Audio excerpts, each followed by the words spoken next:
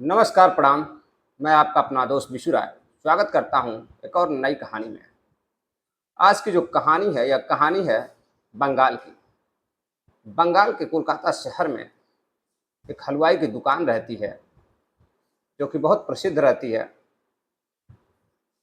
उस हलवाई का नाम राकेश रहता है। राकेश का एक बेटा भी रहता है, जो इकलौता लड़का रहता है उनका। वह दिल्ली के एक इंजीनियरिंग कॉलेज में इंजीनियरिंग का छात्र रहता है। वह पढ़ाई पूरी करने के बाद अपने घर आता है, यानी कि कोलकाता आता है। तो उसकी जो शॉप होती है, उस शॉप को वो अपने पिताजी से कहकर उसको मॉडिफाई कराता है, यानी कि काफ़ी उसको नए आकार देने की कोशिश करता है, सुंदर बनाने की कोशिश करता है, ताकि पिताजी उस दुकान को अच्छे से चला सकें। पिताजी बोलते हैं, इतना पैसा खर्च करने की तुम्हें क्या ज़रूरत है? तो वो कहता है कि पिताजी, आजकल लोग तड़क-भड़क जैसी दुकानों में जाना पसंद करते हैं। स्टैंडर्ड के हिसाब से लोग जाते हैं। जिस दुकान का स्टैंडर्ड काफ़ी बेहतर देखने में नहीं लगता, स्टैंडर्ड नहीं होता है, वहाँ लोग जाना अपनी बदनामी समझते हैं। खैर, उनके पिताजी यानी कि राकेश पैसा देते हैं, काफ़ी अच्छी शॉप चलने लगती है। काफ़ी आस-पास के लोग जो भी उनके पड़ोसी रहते हैं, सभी लोग आते जाते हैं। जो हलवाई राकेश का जो लड़का होता है, उसका नाम पुनीत रहता है। पुनीत एक दिन छत पे कपड़ा फैलाने जाता है, तो देखता है कि पड़ोस में उसके घर के बगल में एक बहुत ही खूबसूरत महिला, उम्र यही 28 से 29 साल के आसपास, शादीशुदा महिला छत पे फ़ोन से बात कर रही होती है। वह उस महिला को देखने लगता है। तभी महिला की नज़र पुनीत पे पड़ती है। वह भी पुनीत को देखने लगती है। उसके बाद वह अपने रूम में, यानी कि नीचे चली जाती है सीढ़ियों से। पुनीत भी वापस आ जाता है और अपने शॉप पर कस्टमर को सामान देने लगता है। तभी वह महिला, जो पुनीत की पड़ोसी होती है, उसका नाम प्रियंका रहता है। प्रियंका के घर में उनके एक पति और उनकी उनकी एक सास रहती हैं। सास काफ़ी बूढ़ी हो चुकी थी, चलने फिरने फिरने में काफ़ी उनको समस्या होती थी, तो वह बेड पर पड़ी रहती थी। और जो प्रियंका थी, वह काफ़ी पढ़ी लिखी थी, और उनके जो हस्बैंड थे, यानी कि उनके पति, वह फरक्का डिस्ट्रिक्ट में, एक बंगाल में एक फरक्का जगह है, वहाँ पे वह अध्यापक थे। करीब 250 से 300 किलोमीटर दूर अपने घर से रोज़ाना वह ट्रेन से जाते और आते। आना जाना उनका लगा रहता था। वहाँ पर उनका रूम भी था। मास्टर का नाम प्रांशु था। प्रांशु कभी कभी वहाँ रुक जाया करते थे, बाकी दिन वह ट्रेन से अप डाउन करते थे। तो जो मास्टर प्रांशु की जो पत्नी थी, वह जब शॉप पे आती हैं तो उस लड़कियों को देखती हैं तो स्माइल देती हैं, मुस्कुराने लगती हैं, और लड़का भी मुस्कुराने लगता है, और वह समोसे का ऑर्डर देती हैं। प्रांशु समोसा लेके आता है और प्रियंका को समोसा देता है। प्रियंका पैसा देती है, प्रांशु पैसे को रख लेता है।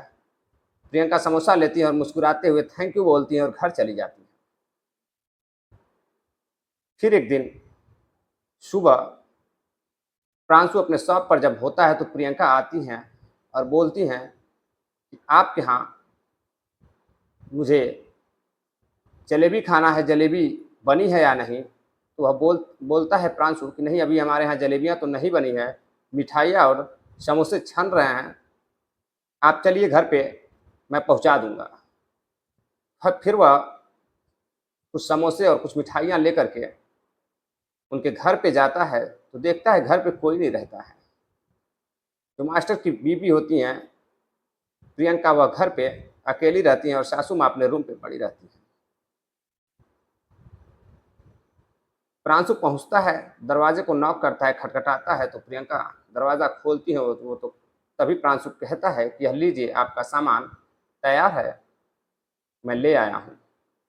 प्रियंका मुस्कुराते हुए कहती हैं, पहले तो आप यहाँ कभी दिखाई नहीं देते थे, कुछ दिनों से ही मैं आपको देख रही हूँ। प्रांशु बोलता है कि मैं दिल्ली के इंजीनियरिंग कॉलेज में पढ़ाई कर रहा था। पढ़ाई कंप्लीट हो गई है तो मैं कुछ दिनों के लिए अपने शहर आया हूँ, फिर मेरी जॉब लग जाएगी तो मैं बाहर चला जाऊँगा। तो प्रियंका कहती हैं कि आप इतने अच्छे पड़ोसी हैं, आइए बैठिए मैं चाय बनाती हूँ, चाय पीजिए फिर चले जाइएगा। प्रांशु बोलता है नहीं, हमारे दुकान पे काफ़ी भीड़ है और कोई है नहीं, पापा बाहर गए हैं। तो हम मना करता है और वहाँ से चला जाता है। एक दिन शाम को 7 बज रहा होता है, दोनों छत पे टहल रहे होते हैं, एक दूसरे को देखते हैं तो पास आते हैं और बातचीत करने लगते हैं। ऐसे ही कई दिन बीत जाते हैं, दोनों में बातचीत जारी रहती है। दोस्ती में दोनों पड़ोसी जो होते हैं उनकी दोस्ती हो जाती है, काफ़ी अच्छी गहरी दोस्ती हो जाती है।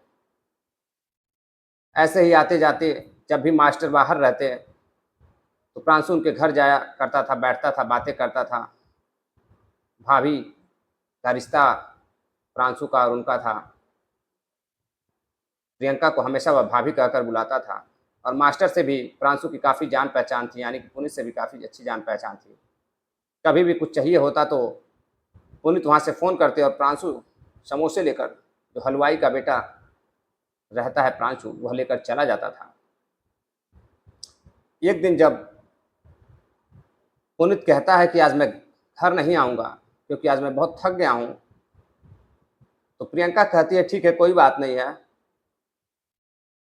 मैं खाना बना करके खा के सो जाऊँगी। तभी वह प्रांशु को फ़ोन करती है, कहती है कि मुझे कुछ सामान की आवश्यकता है, क्या तुम मेरे घर आ सकते हो? प्रांशु कहता है कि जी बिल्कुल भाभी, मैं अभी आता हूँ। शाम को 6 बज रहे होते हैं और प्रांशु उनके घर जाता है। प्रांशु उनके घर जाता है तो प्रियंका उनको कुछ पैसे देती हैं और कहती हैं कि मार्केट से आप पनीर लेते आइएगा, आज पनीर खाने का मुझे मन कर रहा है। प्रांशु जाते हैं, पनीर लेकर आते हैं और भाभी को दे देते हैं, यानी कि प्रियंका को दे देते हैं। प्रियंका कहती है शाम को, यानी कि रात में खाने के लिए आपको इनविटेशन है, रात में खाने पर आप आइएगा, मैं अकेली हूँ और सासू माँ है, आप भी रहेंगे तो काफ़ी अच्छा लगेगा। प्रांशु कहता है ठीक है, मैं शाम रात में आ जाऊँगा।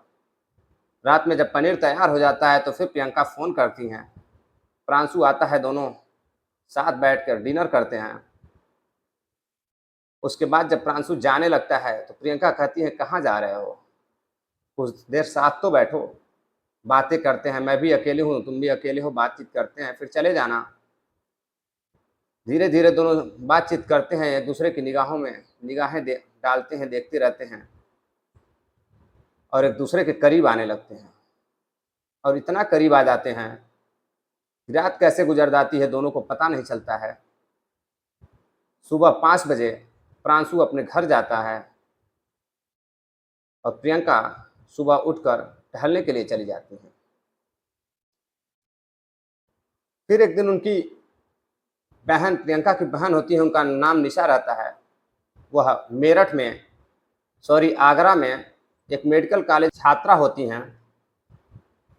वह भी अपने दीदी से मिलने के लिए दीदी के घर आती हैं, यानी कि प्रियंका के घर आती हैं। तभी पुनीत भी कुछ दिनों की छुट्टी लेकर अपने घर आ जाता है। उसको पता चलता है कि मेरी साली यानी कि निशा मेरे घर आ रही है। साली और पत्नी के साथ वक्त गुजारने के लिए वो घर आ जाते हैं, दोनों साथ साथ रहते हैं, बातचीत करते हैं। एक दिन प्रियंका के पेट में दर्द होता है तो पुनीत उनको हॉस्पिटल भेज देते हैं और अपने घर पे रहते हैं। जब तक वो इलाज कराती पुनीत घर पे रहते और घर पे निशा भी अकेली थी। निशा नहा करके जब घर से बाथरूम से बाहर आती हैं तभी अचानक उनकी नज़र उनके जीजा पे पड़ती है, यानी कि मास्टर पे पड़ती है। मास्टर अपने साली को एकटक निगाहों से देख रहे होते हैं। निशा भी देखने लगती है और मुस्कुराती है। निशा की उम्र महज 18 साल होती है और जो मास्टर होते हैं उनकी उम्र 27 साल होती है। मास्टर देखते रहते हैं निशा को और फिर पास में जाते हैं और निशा को पकड़ लेते हैं। और निशा शर्माती है, कहती है कि जीजा ये क्या कर रहे हो। तो मास्टर कहते हैं कि सालियों पे तो मेरा आधा हक होता है, मैं अपना हक अदा कर रहा हूँ। निशा कुछ नहीं बोलती है और दोनों एक दूसरे की बाहों में समा जाते हैं।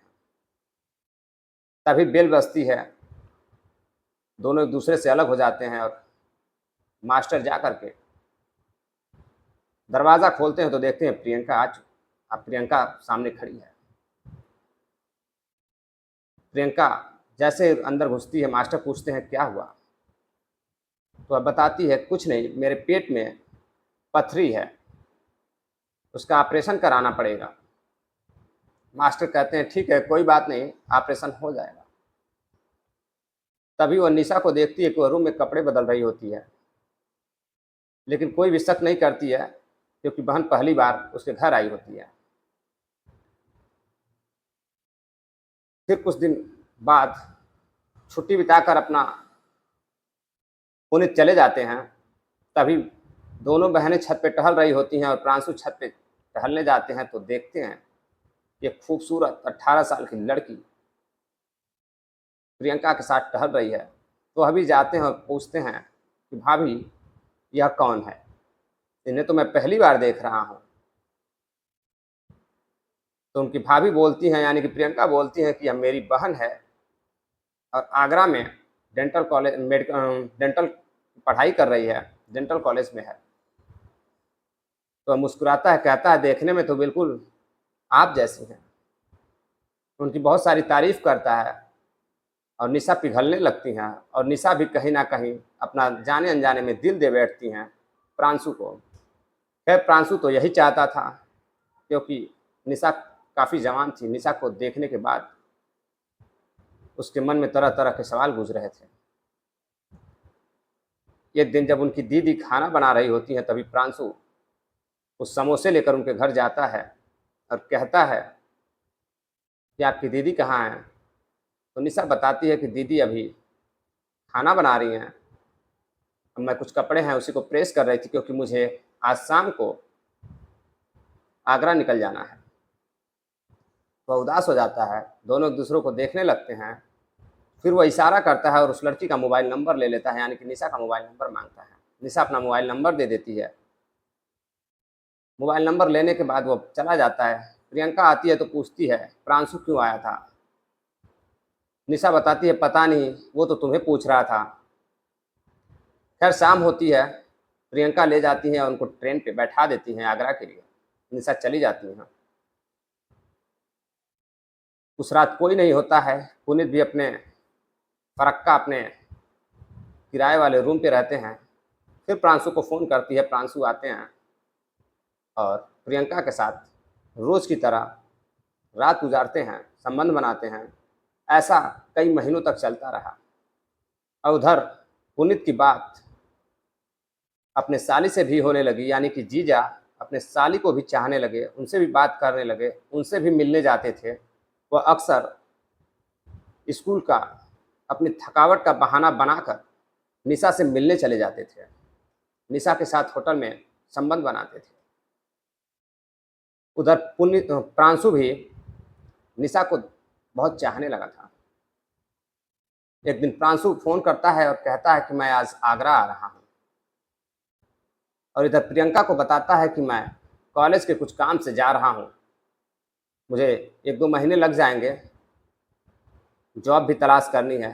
तो प्रियंका कुछ नहीं बोलती है, बोलती है ठीक है आप जल्दी आइएगा, आपके बगैर मेरा मन नहीं लगेगा। वह आगरा निकल जाता है और आगरा के होटल में एक रूम लेता है और निशा को फ़ोन करता है। निशा आती हैं और निशा के साथ होटल में वह रात गुजारता है, रात भर रहता है, निशा के साथ मौज मस्ती करता है। तो निशा कहती है कि कल मेरे जीजा भी आने वाले हैं। तो अब बताता है कि तुम्हारे जीजा तुम्हारे पास क्या करने आते हैं, कहीं तुम्हारा उनसे कोई चक्कर तो नहीं चल रहा है ना। तो अब बताती है कि नहीं ऐसी कोई बात नहीं है, जीजा साली का मजाक हंसी मजाक चलता रहता है। वह मेरे से मिलने आ रहे हैं, कुछ पैसों की ज़रूरत है तो वह पैसे मुझे भेज देंगे और मुझसे मेरी हाल चाल लेंगे, मुझे देखेंगे कि मैं किस हालात में हूँ, कैसे रह रहे हैं, उसके बाद वो चले जाएंगे। वह हकीकत छुपा लेती है। वहीं जब किसी काम से प्रांशु बाहर जाता है होटल से, तो उसका फ़ोन चेक करने लगती हैं निशा। जब निशा फ़ोन चेक करती हैं तो उनमें उस फ़ोन में उनको उनकी दीदी का नंबर दिखाई देता है। तो वह शक करती हैं कि आखिर मेरे दीदी का नंबर इनके फ़ोन में कैसे है? जब वो वापस आता है तो निशा कहती है कि क्या तुम मेरी दीदी से बात करते हो क्या? तो जो प्रांशु होता है वह चौंक जाता है, डर जाता है। प्रांशु कहता है नहीं, जब भी आपकी दीदी अकेले रहती है, कोई काम रहता है, तो हम उसको फ़ोन करती हैं और मैं सामान ले जाकर पहुँचा देता हूँ। तो बोलती हैं निशा, अच्छा यह बात है, चलो तो फिर अच्छा है, मुझे लगा कि तुम्हारा कहीं दीदी के साथ कोई चक्कर तो नहीं चल रहा है। निशा जैसा कर रही थी वैसा सबको समझ रही थी, कहीं न कहीं उनका शक सही भी था। फिर अपना कुछ दिन बिताने के बाद उनके साथ प्रांशु जब घर चले आते हैं, तो उनके पिता पूछते हैं कि तुम्हारा काम हुआ, तुम आगरा गए, वहाँ दिल्ली गए थे। घर पे वो बता के जाता है कि मैं दिल्ली जा रहा हूँ। बताता है हाँ आपका काम हो गया, कुछ काम और बचा है, एक बार और जाऊँगा तो मेरा काम हो जाएगा। इधर प्रियंका के साथ कुछ दिन गुजारता है, फिर प्रियंका से कहता है कि मेरी जॉब लग गई है, मैं जॉब के लिए जा रहा हूँ दिल्ली, और बहुत समय लगेगा। प्रियंका काफ़ी नाराज़गी दिखाती है, कहती है क्यों नहीं तुम अपना दुकान ही संभालती हो, यही रहते हैं। बहुत सारी बातें होती हैं दोनों के बीच। उसके बाद वह बैग पैक करता है और आगरा के लिए निकल जाता है। आगरा में वह एक फ्लैट लेता है। वह पूरा प्लान बना चुका होता है कि वह निशा के साथ रहेगा और निशा से शादी करेगा, और निशा भी प्लान बना चुकी होती हैं कि वह प्रांशु के साथ शादी करेंगे। दोनों लिव इन रिलेशन में रहने लगते हैं, और जब भी उनके जीजा यानी कि पुनीत मिलने आते तो वह अपने हॉस्टल चली जाती थी। एक दिन जब प्रांशु किसी काम से बाहर जाते हैं, तभी उनके दीदी का कॉल आता है और निशा उस कॉल को रिसीव करती है लेकिन कुछ बोलती नहीं है। तभी उधर से आवाज़ आती है, क्या तुम्हें मेरी याद नहीं आती है? तुम क्या कर रहे हो? अभी कहाँ हो? कई दिनों से तुमने फ़ोन तक नहीं किया। तो निशा कुछ बोलती नहीं है, फ़ोन को कट कर देती हैं। और जब प्रांशु आता है, सॉरी, जब पुनीत आता है तो पुनीत से पूछती हैं, यानी कि हलवाई के बेटे से पूछती हैं, तो वह बताता है कि नहीं, कभी कभार आपके दीदी से बातचीत हो जाया करती थी, हंसी मजाक हो जाया करता था, लेकिन जब वो गैलरी चेक करती है तो काफ़ी सारी दोनों के साथ फ़ोटो थी। झगड़े करती हैं, गुस्सा होती हैं, लेकिन निशा फिर कुछ नहीं बोलती। निशा समझ चुकी होती है कि यह मेरी बड़ी बहन और मेरा जो है सिर्फ शिकार कर रहा है, दोनों के साथ मौज मस्ती करने तक ही, ये इसका जो प्यार है वो मौज मस्ती तक ही है, या दोनों लोगों का इस्तेमाल कर रहा है। कई दिन बीत जाते हैं। 27 दिसंबर 2022 को सुबह आगरा नदी के किनारे एक लाश मिलती है। काफ़ी लोग, जो लोग सुबह घूम रहे होते हैं, वो लाश को देखते हैं और पुलिस को फ़ोन करते हैं। पुलिस आती है तो उसकी शिनाख्त हलवाई के बेटे पुनीत के रूप में होती है। पुनीत के घर वालों को फ़ोन किया जाता है। जब उनके पिताजी यह बात सुनते हैं तो दंग रह जाते हैं और जाते हैं। बातचीत होती है तो पूछते हैं, पुलिस पूछती है कि आपकी किसी से दुश्मनी थी? तो वो बताते हैं नहीं, मेरी किसी से दुश्मनी नहीं थी। यह लड़का दिल्ली आया था जॉब के लिए और मुझसे फ़ोन पे हमेशा कहता था पापा मैं जॉब कर रहा हूँ, जॉब ढूंढ रहा हूँ। ऐसी कोई बात नहीं है, लेकिन जब उसकी कॉल डिटेल्स निकाली जाती है तो पता चलता है कि वह निशा के साथ रहता था। निशा कौन थी? यह हलवाई का जो बेटा पुनीत है, यह उसकी गर्लफ्रेंड निकलती हैं। हलवाई को यह बात पता नहीं होती है। इन दोनों लोगों का जो चक्कर चल रहा था, जो प्यार मोहब्बत था, हलवाई को पता नहीं था। उसके बाद निशा को गिरफ्तार किया जाता है और निशा सारी बात बताती है। निशा कहती हैं कि मैं और पुनीत दोनों लोग नदी किनारे घूमने गए थे और वहीं पर मैंने मिठाई में जो है जहर मिलाकर पुनीत को खिला दिया था और पुनीत की जब मृत्यु हो गई तो मैं वहाँ से छोड़कर भाग आई। तो लोगों ने पूछा, पुलिस ने भी पूछा कि ऐसा क्यों किया? तो वह बताती है कि मेरे साथ और मेरी बहन के साथ इनका संबंध था और मैं इनसे शादी करना चाहती थी, लेकिन यह मुझे पसंद नहीं था। उधर मास्टर को यह बात पता चलती है तो मास्टर अवाक रह जाते हैं। मास्टर कुछ कह नहीं पाते हैं और मास्टर आते हैं और पुलिस स्टेशन पहुंचते हैं। अपने साली को देखते हैं तो साली शर्म से अपना चेहरा झुका लेती है। उनको भी यह बात पता चलती है कि बीबी और सालियों का चक्कर था एक हलवाई वाले के लड़के के साथ। वह दोनों से बातचीत बंद कर देते हैं और अपना फरक्का में ही स्कूल आते जाते और बच्चों को पढ़ाते। अपनी बीवी को भी छोड़ देते हैं और अपनी साली को भी छोड़ देते हैं। साली को सजा हो जाती है और जो बीवी हैं वो अपने मायके में रहने लगती हैं। खैर, अय्याशी का जो नशा है वो कहीं ना कहीं गुनाहों को जन्म देता है, कभी ना कभी गुनाहों को तो जरूर जन्म देता है। कैसी लगी आज की कहानी आपको? कमेंट सेक्शन में अपनी राय जरूर दीजिएगा। थोड़ी सी तबीयत आज खराब है मेरी, तो कहानी सुनाने में असहज महसूस कर रहा हूँ, फिर भी मैं आपको कहानी सुना रहा हूँ। अगर आप लोग चैनल पर नए हैं तो चैनल को सब्सक्राइब करिएगा, वीडियो को लाइक करिएगा, शेयर करिएगा, अपना प्यार सपोर्ट दीजिएगा। मिलते हैं एक और नई कहानी के साथ, तब तक के लिए जय हिंद।